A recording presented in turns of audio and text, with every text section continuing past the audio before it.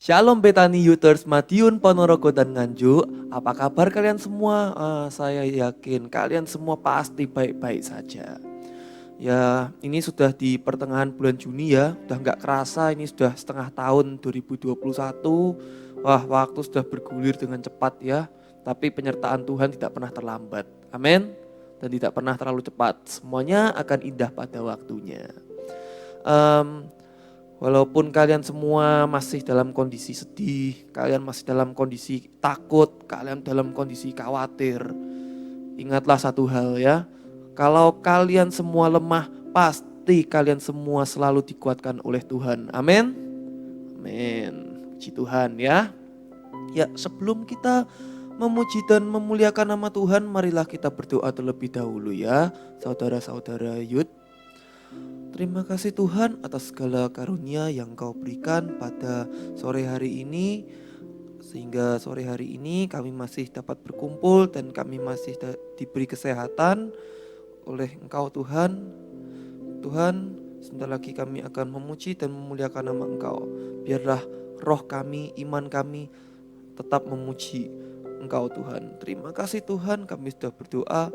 Haleluya, amin.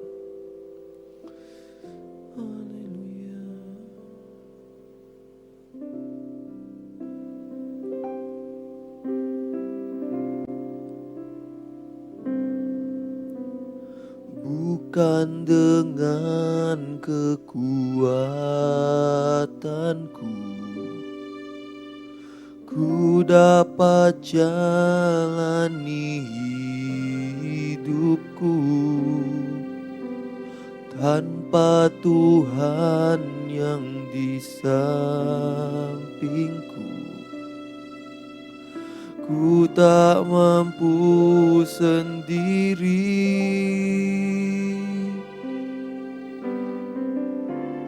Engkaulah kuatku yang menopangku. Ku pandang wajah-Mu dan berseru, pertolonganku datang dari-Mu. Peganglah tanganku, jangan lepaskan. Kaulah harapan dalam hidupku. Semua tidak ada yang main-main. Bukan dengan kekuatanku ku dapat jalani hidupku tanpa Tuhan yang di sampingku. Ku tak mampu sendiri. Engkaulah kuatku yang menopangku.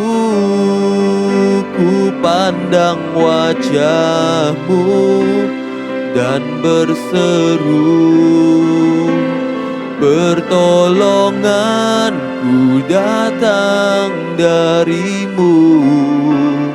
Peganglah tanganku, jangan lepaskan. Kaulah harapan dalam hidupku. Ku pandang wajah-Mu dan berseru, pertolonganku datang dari-Mu.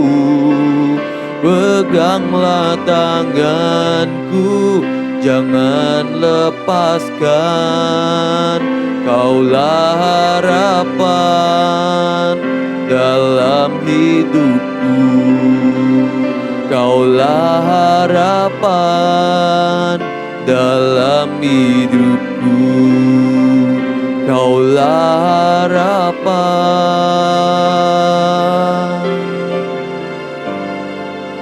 dalam hidupku. Ku mau memuji-Mu, ku mau menyembah-Mu. Shikara shakara papa shakara pa shakara papa pa patakara shakara papa papa papa tari shakara papa shakara papa pa tara shikara pa ya shikara papa papa papa ora pa shikara papa papa papa. Haleluya, rapa pa shikara papa. Haleluya Tuhan, Kau selalu di sampingku. Pakailah kami Tuhan. Hasyakara papa shikira pa shikara shikira irapa shikira papa hara shikira papa papa patakaraya la papa patakaraya shikira papa papa papa. Haleluya, terima kasih Tuhan. Shikara baba baba ira baba shakara inayana shikara baba baba baba patakara ya ora pa shakara pe shakara pe shikara pe shikara pe shamana shakara man shakara man shakara.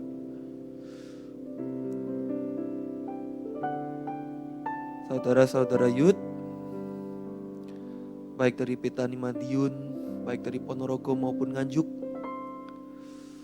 kita tidak bisa melihat kalian sungguh-sungguh beribadah. Tapi Tuhan tahu, Tuhan melihat kalau kalian sungguh-sungguh beribadah.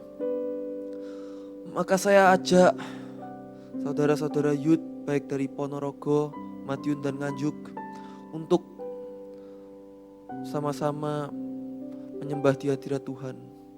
Tidak ada yang main-main, tetap setia, tetap fokus di hadirat Tuhan. Biarlah cinta kita melekat di hati Engkau. Karena kami tak mampu pergi jauh dari Engkau.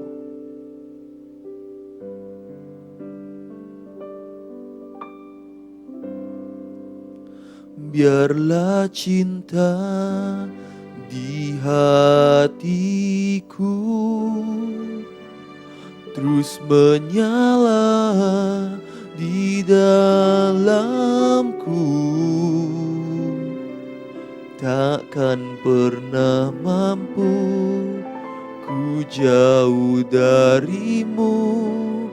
Engkau alasanku hidup setiap musim di hidupku.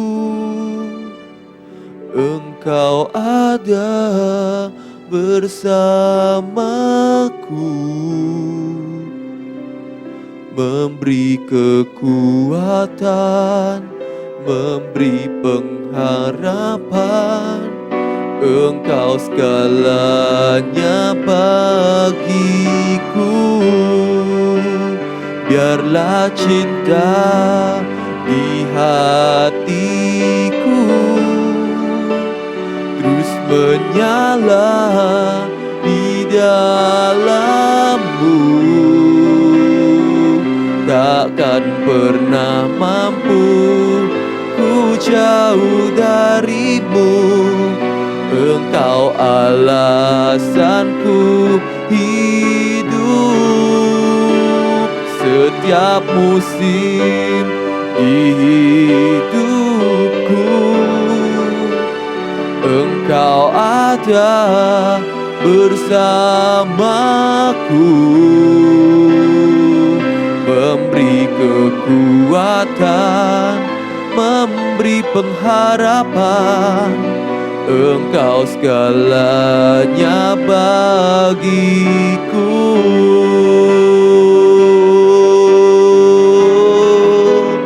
Biarlah cinta di hatiku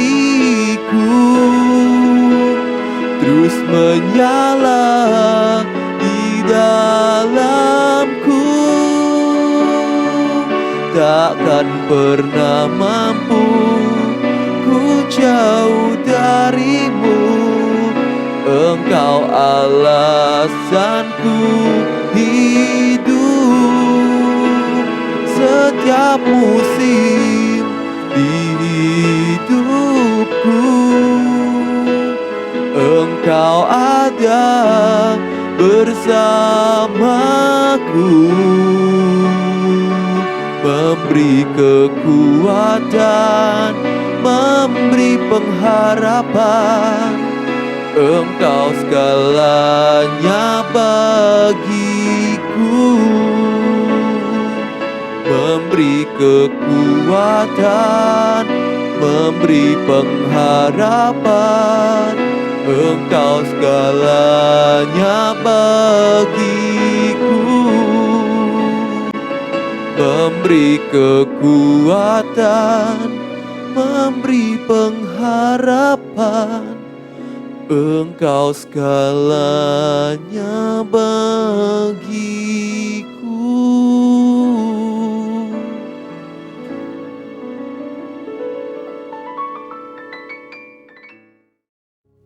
Shalom Sobat Muda, yuk sama-sama kita mau berdoa dulu. Bapak, kami bersyukur untuk segala kebaikan dan kasih sayang Tuhan dalam hidup kami. Kami bersyukur ketika kami boleh ada sampai saat ini semua karena kebaikan Tuhan.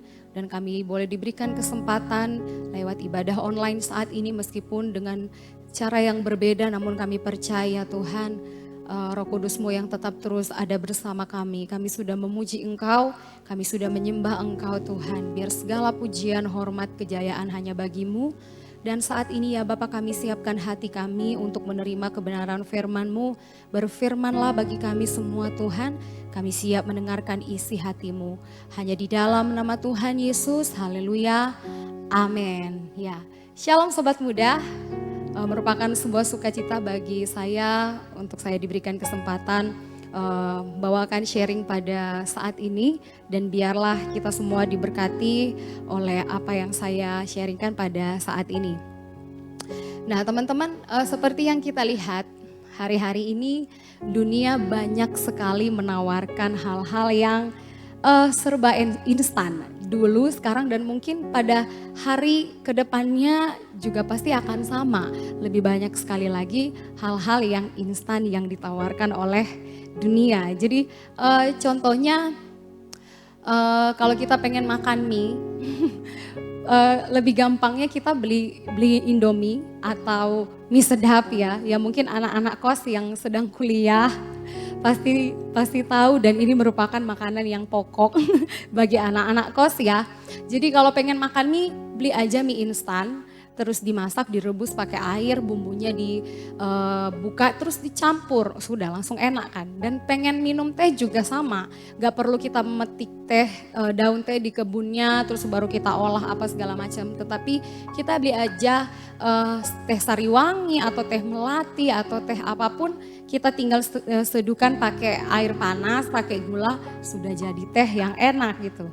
Dan kue juga, dan mungkin orang tua kita atau mama kita suka membuat kue. Kalau dulu kita harus, mama kita harus membeli telur, membeli apa segala macam ragi atau bahan-bahan kue lain sebagainya, terus di mixer, dan itu merupakan sesuatu yang merepotkan. Tetapi sekarang ternyata sudah ada yang namanya adonan instan, donat instan.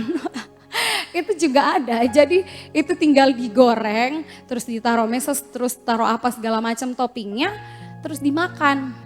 Sudah enak juga. Dan juga mungkin untuk anak-anak media sosial, biasanya kalau kita buka YouTube, itu biasanya tuh keluar iklan tentang pinjaman online ya. Jadi pinjaman online juga sekarang dimudahkan gitu, dengan cara yang cepat dan instan gitu. Dan bukan hanya di situ saja. Kalau kita lihat banyak sekali orang-orang sekarang yang cepat jadi terkenal atau biasanya kita sebut viral ya. Jadi banyak sekali yang terkenal hanya lewat apa? Lewat kata-katanya yang konyol, lewat apa ya, dancernya yang konyol. Pokoknya dengan segala konten-konten yang lucu dan konyol tapi itu bisa membuat mereka jadi terkenal. Diundang di banyak sekali siaran-siaran TV yang ada di Indonesia. Jadi bayangkan saja dunia menawarkan banyak sekali hal-hal yang instan bagi setiap orang gitu kan. Dan ya memang tidak bisa dipungkiri, semua orang pasti mencari hal-hal yang lebih cepat jadi atau sesuatu yang instan. Kan orang-orang selalu bilang, kalau ada yang gampang ngapain kita susah-susah gitu ya. Nah teman-teman, tetapi kini bukan hanya makanan dan minuman yang serba instan, praktis dan cepat. Tanpa kita sadari, kita sebagai orang-orang Kristen pun sedang mengalami hal yang sama. Contohnya adalah ibadah online. Karena kita sedang pandemi, jadi sesuatu yang praktis sedang kita lakukan yaitu ibadah online dari rumah. Jadi kita nggak perlu datang ke gereja gitu kan. Dan kalau ibadah online di rumah pasti orang-orang berpikir durasinya itu lebih cepat atau tidak lama ketimbang kita datang ke gereja. Jadi sedemikian orang pun pikirannya seperti itu. Pokoknya ya itu kembali lagi, segala sesuatu yang instan dan serba cepat itu paling banyak diminati dan dicari oleh banyak orang. Saya lebih suka sesuatu yang langsung jadi, langsung cepat gitu. Nah begitu pula dengan orang percaya dan anak-anak muda masa kini, kita menginginkan segala sesuatu yang dari Tuhan itu tuh kudu cepat, kudu instan. Yes, Tuhan gak usah yang muluk-muluk lah, yang cepat-cepat aja, yang pasti aja gitu kan. Nah padahal yang Tuhan kehendaki dalam kehidupan kita sebagai anak-anak muda, sebagai orang-orang percaya adalah kita harus tekun. Kita harus tekun yuk. Coba kita mau baca dulu dalam ayatnya. Ibrani pasal yang ke-10 ayat yang ke-36 ya. Ibrani pasal yang ke-10 ayat 36. Saya akan bacakan untuk kita semua. Sebab kamu memerlukan ketekunan supaya sesudah kamu melakukan kehendak Allah, kamu memperoleh apa yang dijanjikan itu. Sekali lagi. Sebab kamu memerlukan ketekunan supaya sesudah kamu melakukan kehendak Allah, kamu memperoleh apa yang dijanjikan itu. Jadi tema saya yang akan saya sharing hari ini adalah tentang ketekunan. Nah, saya tidak akan menjelaskan panjang lebar tentang ketekunan itu apa. Yang saya tahu pasti adalah ketekunan itu merupakan sebuah ketetapan hati atau keteguhan hati atau kesungguhan atau sesuatu yang konsisten atau yang kita lakukan dengan harus fokus gitu ya. Dan yang kita lakukan ke segala hal apapun itu untuk mencapai sebuah tujuan. Jadi menurut saya ketekunan itu sekali lagi merupakan sebuah ketetapan hati atau keteguhan hati. Kita harus sungguh-sungguh, harus fokus, harus konsisten untuk melakukan segala sesuatu apapun itu untuk mencapai sebuah tujuan. Tidak gampang melakukannya, sangat susah. Tetapi itu yang harus kita lakukan sebagai orang-orang yang percaya kepada Tuhan. Nah teman-teman, ada dua hal yang akan saya bagikan untuk kita semua saat ini yang semoga kita dalam tuntunan Tuhan untuk bisa dapat melakukan hal ini. Dan hari-hari ini memang yang namanya ketekunan itu sudah sangat berkurang bagi setiap orang, bagi banyak orang ya. Dan bagaimana ketekunan itu bisa terbentuk? Kalau mungkin kita berusaha sendiri tanpa tuntunan dari Tuhan tidak bisa. Tetapi percayalah, ketekunan itu bisa terbentuk. Bagaimana caranya? Yang pertama adalah melalui ujian. Mari kita baca dalam Yakobus pasal yang pertama ayat yang ketiga. Yakobus pasal yang pertama ayat yang ketiga, sebab kamu tahu bahwa ujian terhadap imanmu itu menghasilkan ketekunan. Sekali lagi, sebab kamu tahu bahwa ujian terhadap imanmu itu menghasilkan ketekunan. Ya, terkadang Tuhan izinkan segala masalah terjadi dalam kehidupan kita dengan tujuan agar supaya kita tekun. Salah satunya adalah agar supaya kita tekun. Contohnya mungkin ketika kita masih sekolah, dulu saya juga melewati yang namanya sekolah TK, SD, SMP, SMA sampai ke perguruan tinggi, dan mungkin juga untuk semua teman-teman yang sekarang masih studi di SD pasti kita pernah ditanyakan, kamu cita-citamu mau jadi apa? Ya contohnya mungkin mau pengen jadi pengusaha yang sukses, saya amin. Mungkin ada ya dari teman-teman yang di rumah mau pengen jadi pengusaha yang sukses, saya aminkan dari sini. Nah, ketika kamu mau jadi pengusaha yang sukses, pasti ada yang harus kamu lakukan, bukan?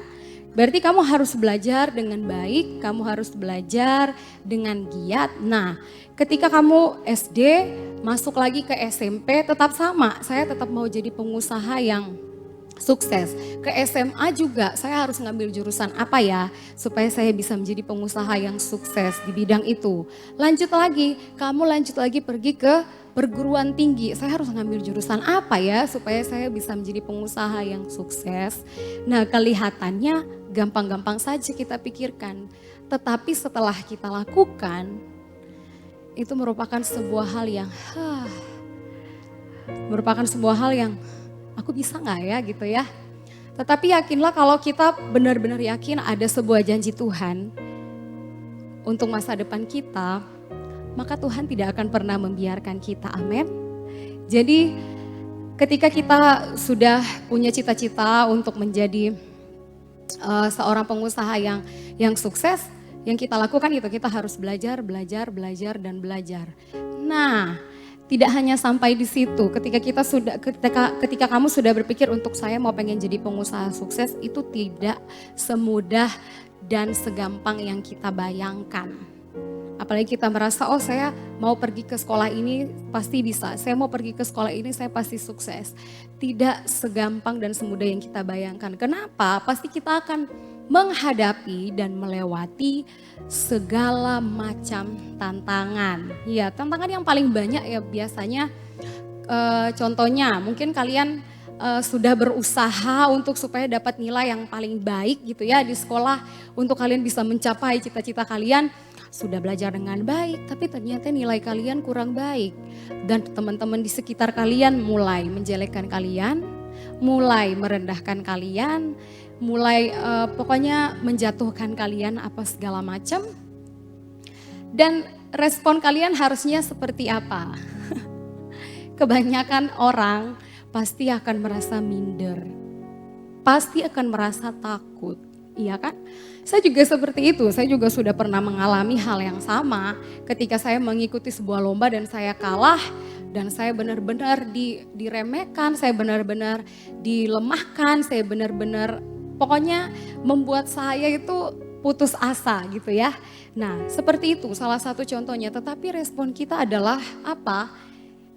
Kita harus bodoh amat. Ya teman-teman, kemarin tuh saya sempat melihat salah satu postingan dari salah satu Miss Indonesia, saya lupa dia Miss Indonesia tahun berapa, cuma dia juga anak Tuhan. Dan saya lihat postingannya dia posting di Instagramnya lagu yang lagi viral juga, yang saya juga lupa ya liriknya, nggak tahu juga itu lagunya siapa.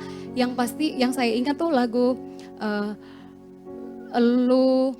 lu bohongin gue bodoh amat, lu nyakitin gue bodoh amat. Pokoknya lagunya tentang bodoh amat.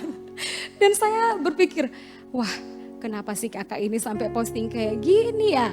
Dan selanjutnya saya baca captionnya, dia bilang kayak gini,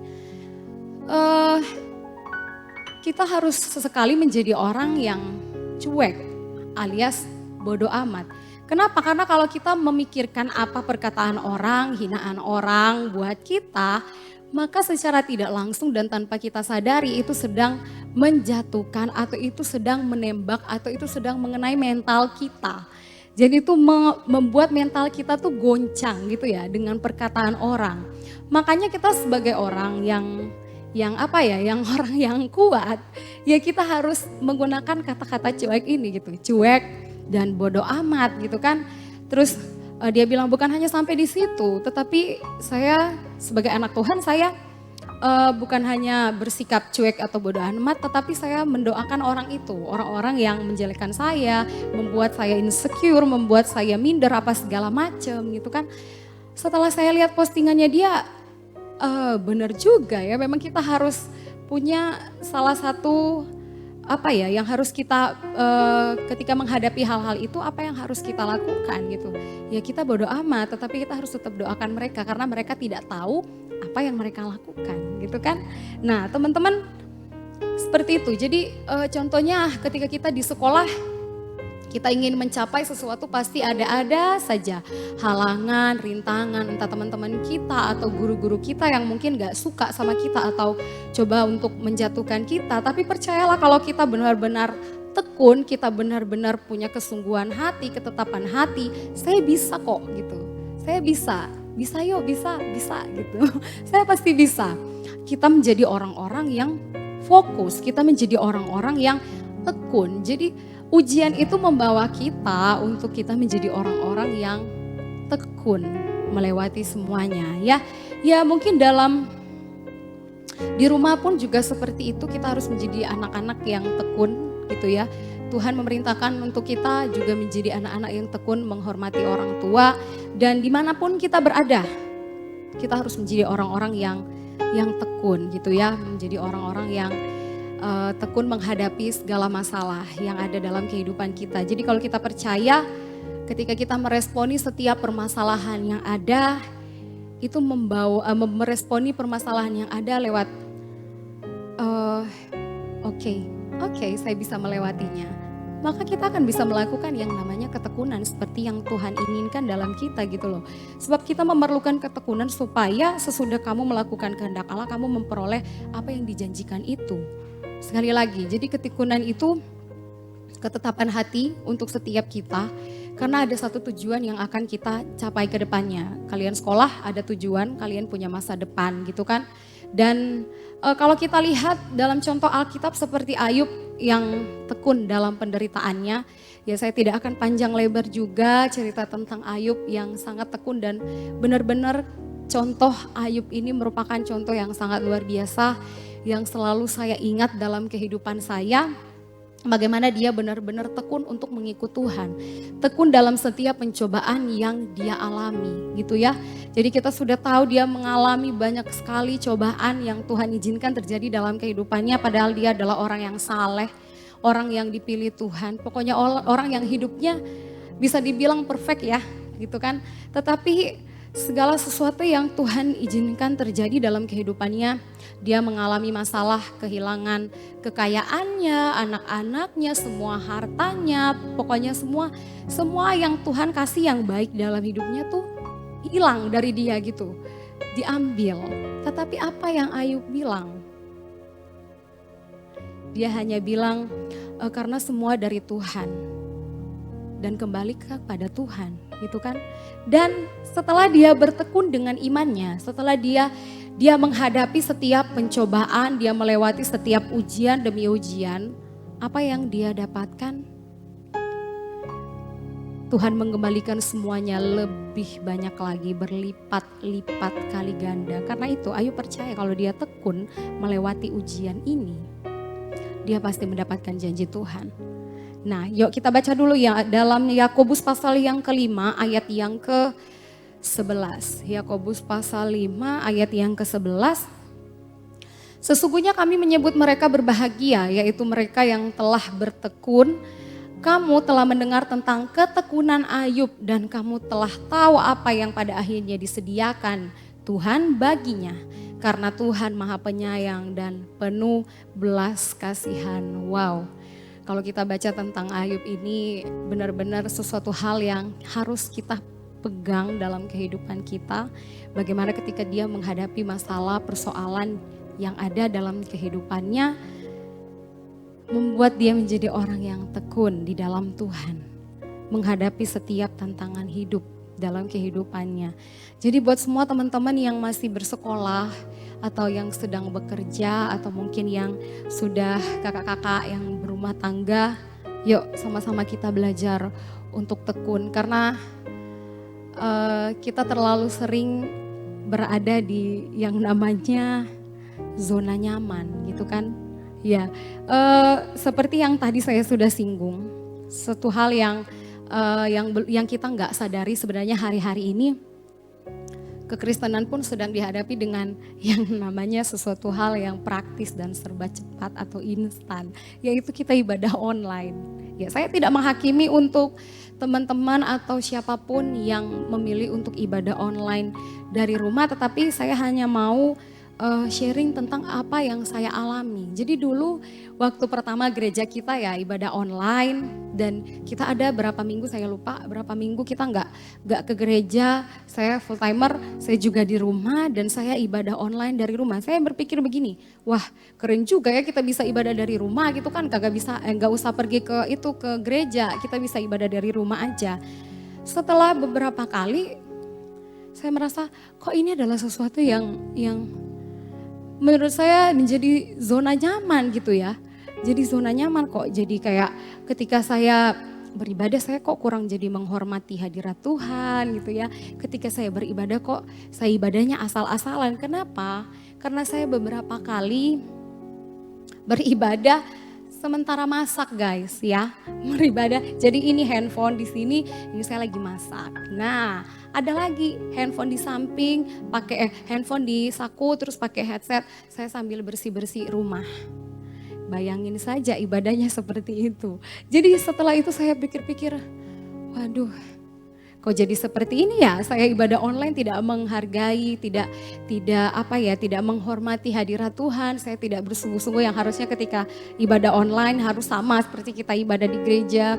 Kita mandi, kita pakai baju yang sopan, terus kita duduk, kita memuji Tuhan. Anggap saja ada orang-orang di sekitar kita, terus kita bernyanyi, kita dengarkan firman. Nah, setelah dengarkan firman Tuhan pun apa yang saya dapat? Tidak ada. Jadi kayak sebenarnya ini merupakan sebuah tantangan gitu kan. Merupakan sebuah tantangan dalam kehidupan kita. Terjadi seperti ini membuat kita memiliki ketekunan di dalam Tuhan atau membuat kita merasa nyaman. Padahal sebenarnya ini kenyamanan ini juga sesuatu yang gak enak gitu kan. Gitu ya. Jadi ketika saya menghadapi hal itu kemarin saya langsung berpikir, aduh Tuhan, gak enak di zona yang nyaman seperti ini. Saya malah kok gak jadi fokus denger firman, saya kok malah gak mau bernyanyi padahal saya seorang WL, jadi seperti itu. Dan saya pikir ini sebuah ujian Tuhan gitu kan, tapi masih ada beberapa minggu ke depan lagi. Saya bergumul, saya berdoa sama Tuhan, saya mau meskipun ibadah dari rumah, saya mau sungguh-sungguh gitu loh ibadah sama Tuhan. Jadi saya bisa melewati tantangan ini supaya saya bisa benar-benar bertekun untuk membangkitkan pertumbuhan iman saya meskipun hanya lewat online. Jadi ketika saya dengar firman, saya bertekun setiap minggu ibadah 1, ibadah 2, ibadah 3 saya ikut, saya bertekun, saya fokus, saya konsisten, saya duduk. Dan saya melakukan apa yang Tuhan mau dalam kehidupan saya, yaitu mendengarkan firman dan melakukannya. Nah, jadi akhirnya masalah itu bisa terlewatkan. Padahal bukan sebuah masalah loh ya, mempermudah kita. Tetapi setelah dipikir-pikir, wow, zona nyaman itu gak enak. Zona nyaman itu sebenarnya sebuah masalah bagi saya gitu kan. Jadi teman-teman jangan hanya saya saja yang bisa sadar dengan hal itu, tetapi kita juga, saya gak menghakimi sekali lagi untuk teman-teman yang ibadah online, tetapi yuk mari, gereja sudah banyak yang dibuka kalau kita bisa datang bersama dengan saudara-saudara seiman kita untuk beribadah, apa salahnya kita sama-sama beribadah. Kalau di rumah kita kurang fokus loh ya, tapi kalau kita fokus, kita laksanakan, gak apa-apa ibadah online dari rumah. Kita kan masih anak-anak muda, ayo. Supaya kita bisa bersatu hati, kita berdoa, kita memuji Tuhan di gedung gereja, di baitnya Tuhan. Itu ya teman-teman, itu merupakan sebuah kesaksian dari saya dan saya merasa kalau ibadah online bagi saya, kecuali memang sudah sama sekali gereja itu tidak dibuka, saya harus ibadah online dengan cara yang ya itu, kembali lagi masalahnya adalah sesuatu yang nanti mengganggu saya. Oh saya harus masak pagi ini, lewat jam 9 gak ibadah, lewat jam 6 saya gak ibadah 1, yes. Lanjut lagi lewat jam 9 saya gak ibadah 2, karena itu ada aja yang dilakukan di rumah seperti itu. Nah teman-teman, sekali lagi ya, dari sebuah masalah ini mengajarkan kita untuk menjadi orang-orang yang tekun. Jadi ketekunan itu terbentuk lewat setiap persoalan, permasalahan yang ada. Jadi mungkin kita yang hari-hari ini sedang menghadapi, saya nggak tahu permasalahan kalian apa, dan kalian juga nggak tahu permasalahan saya apa dalam kehidupan saya, tapi yuk, ketekunan itu dihasilkan dari sebuah tantangan hidup. Jadi kalau kita bisa melewati semuanya, kenapa sih banyak sekali orang-orang Kristen yang ketika mereka banyak sekali masalah mereka putus asa, ketika banyak sekali menghadapi hal-hal yang buruk mereka terpuruk. Kenapa? Karena mereka tuh tidak ada tujuan. Kalau kita sudah tahu tujuan kita adalah itu, Tuhan memberikan janji buat kita gitu kan. Tuhan memberikan janji banyak, saya tidak bisa menyebutkan satu persatu dalam kehidupan kita, tapi kita percaya ada sebuah janji yang sedang Tuhan siapkan dalam kehidupan kita, dan janji itu akan Dia genapi gitu kan. Kemarin Tuhan berjanji menyertai kita, Tuhan sudah menyertai kita. Hari ini Tuhan juga berjanji untuk menyertai kita. Sampai sekarang juga penyertaan Tuhan ada. Kedepannya juga masih banyak sekali lagi janji-janji masa depanmu yang indah Tuhan siapkan. Tuhan berjanji akan memberikan segala yang terbaik untuk kita. Tuhan sedang siapkan. Sekarang apa yang harus kita lakukan? Ya kita harus bisa melewati setiap pencobaan masalah hidup itu, ujian itu dalam kehidupan kita, dan itu membentuk ketekunan dalam diri kita. Ya teman-teman, mungkin sesuatu hal yang biasa, tetapi kalau kita lakukan menjadi sebuah hal yang luar biasa, ya mungkin bagi orang lain, ketekunan biasa saya bisa lewatin. Ya ketekunan itu hanya sesuatu yang wah kecil lah buat saya. Tetapi ketika kita bisa melakukannya menjadi sebuah hal yang luar biasa buat Tuhan gitu kan. Sama halnya ketika kita menjadi orang yang Kristen. Orang Kristen harus bertekun dalam segala sesuatu.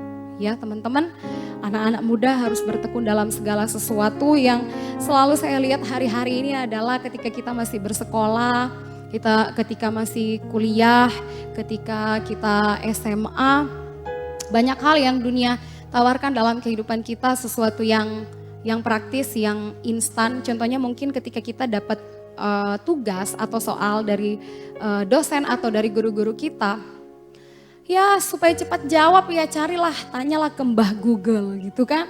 Langsung cepat cari, langsung dapat gitu kan. Saya tidak pernah juga melarang untuk teman-teman mencari, misalkan mencari jawaban di Google atau dimanapun, saya nggak pernah melarang. Karena memang Google itu banyak sekali ilmu yang kita dapat. Tetapi ingatlah Tuhan juga memberikan kita hikmat. Gitu ya, Tuhan memberikan kita hikmat, Tuhan memberikan kita kepintaran, akal budi, segala macam lah untuk kita melakukan studi kita untuk memberikan yang terbaik gitu ya. Nah ini juga saya ingat dalam Korintus, di sana dikatakan dalam segala hal kami ditindas, namun tidak terjepit.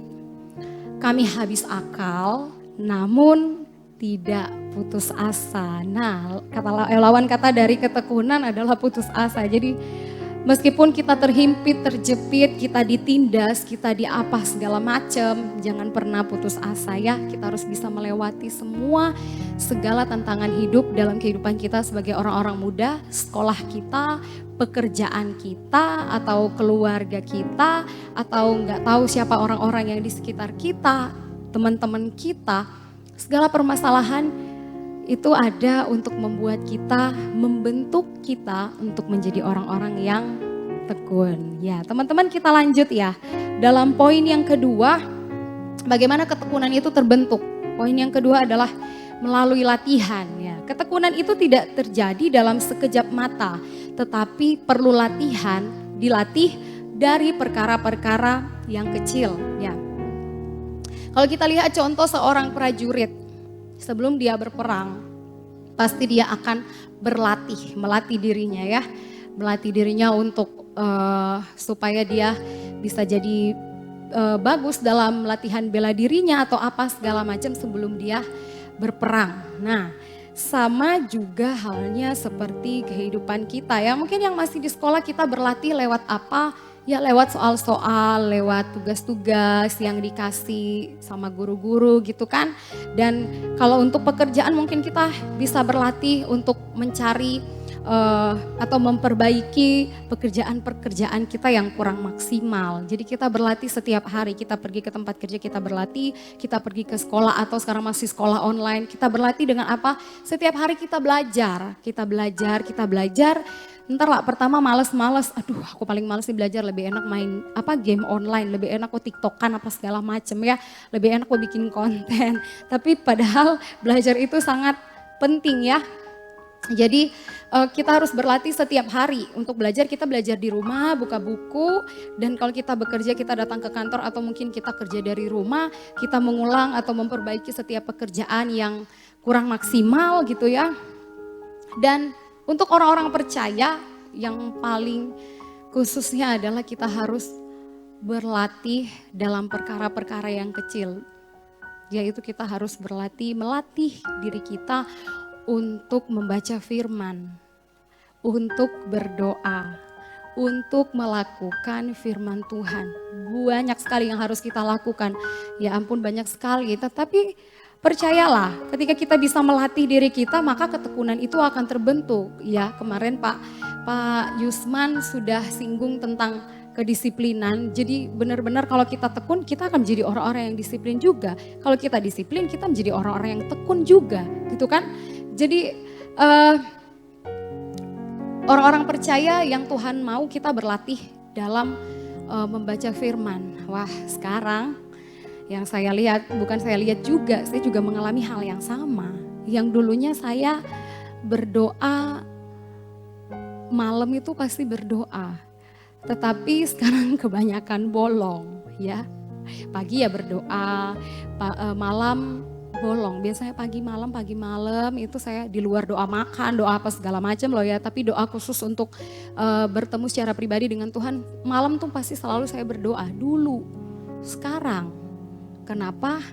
Karena saya terlalu fokus dengan ini. Jadi saya kurang berlatih dalam hal ini. Kenapa? Karena saya lebih suka dengan melihat apa yang ada di media sosial gitu, entah di Instagram, entah di YouTube, entah di Facebook, apa segala macem gitu kan. Padahal yang di sini kita diajarkan kita harus berlatih, yaitu berlatih dalam hal kecil.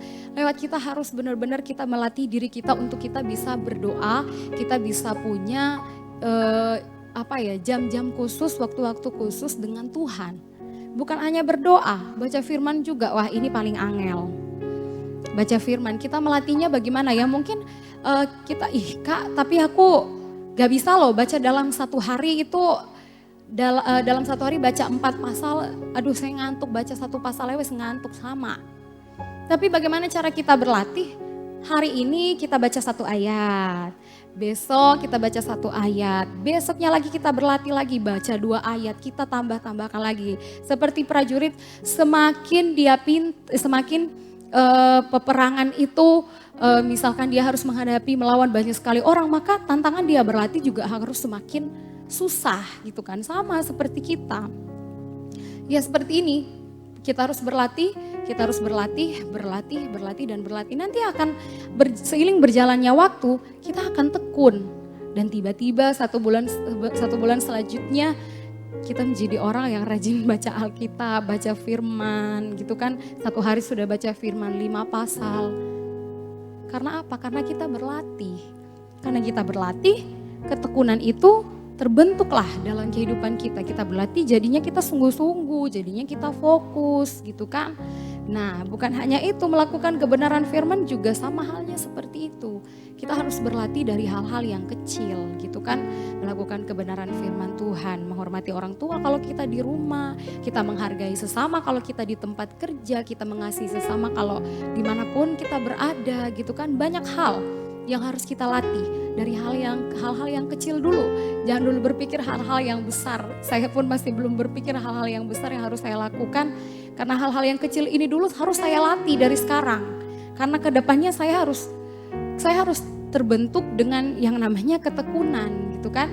Ya teman-teman, untuk sobat muda khususnya ya, hal yang kecil yang sudah saya sampaikan tadi adalah kita harus melakukan perkara-perkara yang kita harus berlatih dengan kita berdoa, kita berlatih dengan kita baca firman, kita berlatih dengan melakukan firman. Pokoknya kita berlatih melakukan apa yang Tuhan mau dalam kehidupan kita gitu ya. Kita berlatih, kita latihan, dan kita latihan. Dan hal yang besar yang menurut orang, biasa aja, lu lakuin itu cuma biasa, gue juga bisa. Hal yang besar bagi saya ini sudah sesuatu hal yang besar yang harus kita lakukan sebagai anak-anak muda. Yuk kita lihat yuk, banyak sekali teman-teman kita yang saya sendiri juga baru tersadarkan dengan hal yang seperti ini. Kita harus menjadi orang-orang yang tekun. Kenapa? Kalau kita lihat ya teman-teman kita sekarang sudah banyak yang tidak ada komunitas, banyak yang belum pergi ke gereja, dan mungkin banyak juga yang ibadah online pun enggak gitu ya. Dan kita punya tugas ini untuk melatih diri kita ini untuk melakukan perkara-perkara yang besar gitu kan. Contohnya kita mengajak teman-teman yang mungkin kita nggak pernah lihat, mungkin kita ke gereja kita lihat, kok ini kagak pernah tahu ya gue lihat ya. Terus kita tergabung dalam sebuah komunitas, lah kok ini juga kagak pernah gue lihat ya dalam komunitas gitu ya. Atau mungkin ketika ibadah online kamu tanya, kamu ibadah online enggak? Enggak juga. Itulah yang harus kita lakukan. Perkara yang besar adalah kita mengajak teman-teman kita untuk rindu datang kepada Tuhan. Ataupun mungkin untuk datang ke gereja, mungkin dari sebagian mereka belum mau ya, mungkin karena masih pandemi atau apa segala macam. Tetapi yuk ajak mereka berdoa bersama-sama lewat Zoom, ya kan sekarang kita kan pakai Zoom ya. Lewat Zoom kita berdoa, terus kita baca firman juga atau kita bikin kelompok untuk membaca firman gitu kan.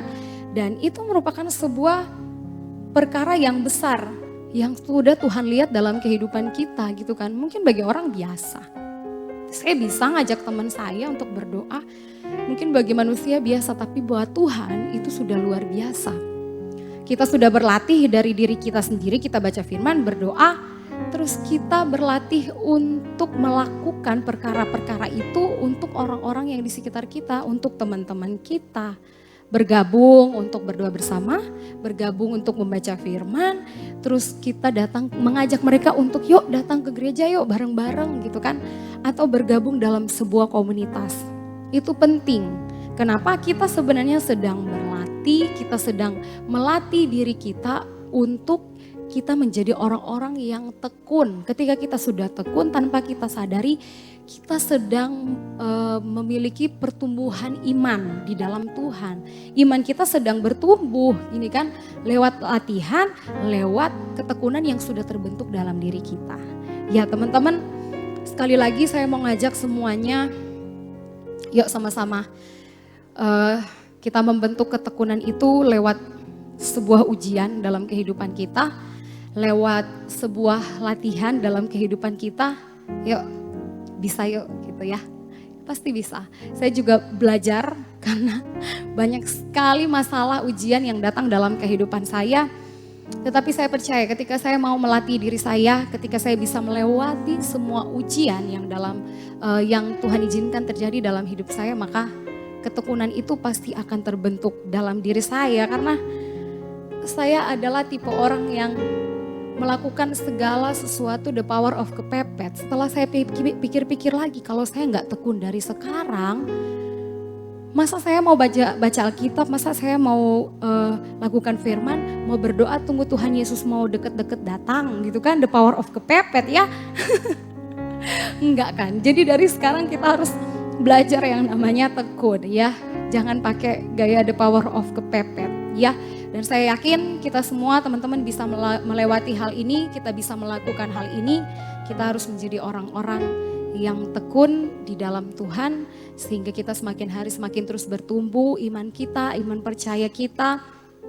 Meskipun ditawarkan dengan banyak sekali penawaran-penawaran yang serba instan dan cepat di dunia ini, tetapi kita harus menjadi orang-orang yang tekun untuk mencapai janji-janji Tuhan buat setiap kita.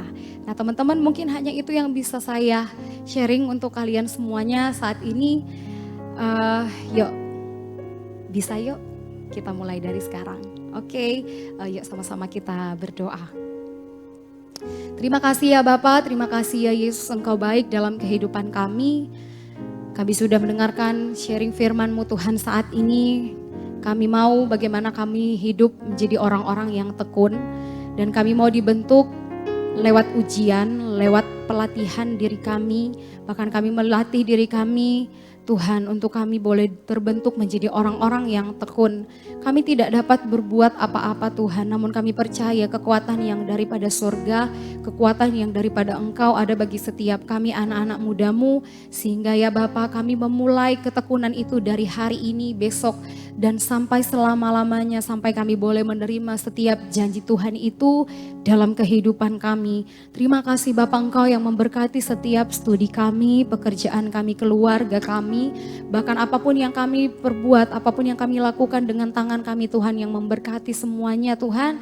Biarlah ya Bapa, Engkau juga memberkati orang tua kami, pekerjaan mereka Engkau memberkati semuanya, bahkan gereja kami Tuhan. Terima kasih Bapa, terima kasih Yesus. Biarlah Roh Kudus yang senantiasa memberikan kami kekuatan untuk kami boleh menjadi pelaku firman-Mu. Hanya di dalam nama Tuhan Yesus kami berdoa, kami bersyukur.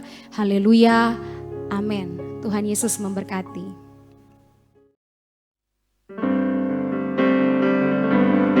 Allah Roh Kudus jamah hatiku dengan urapan-Mu,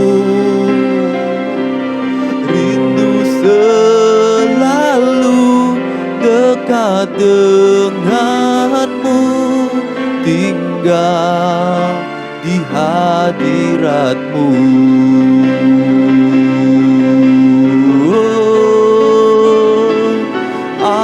Roh Kudus jamah hatiku dengan urapan-Mu, rindu selalu dekat dengan-Mu, tinggal di hadirat-Mu. Rindu selalu dekat dengan-Mu, tinggal di hadirat-Mu. Rindu selalu dekat dengan-Mu, tinggal di hadirat-Mu.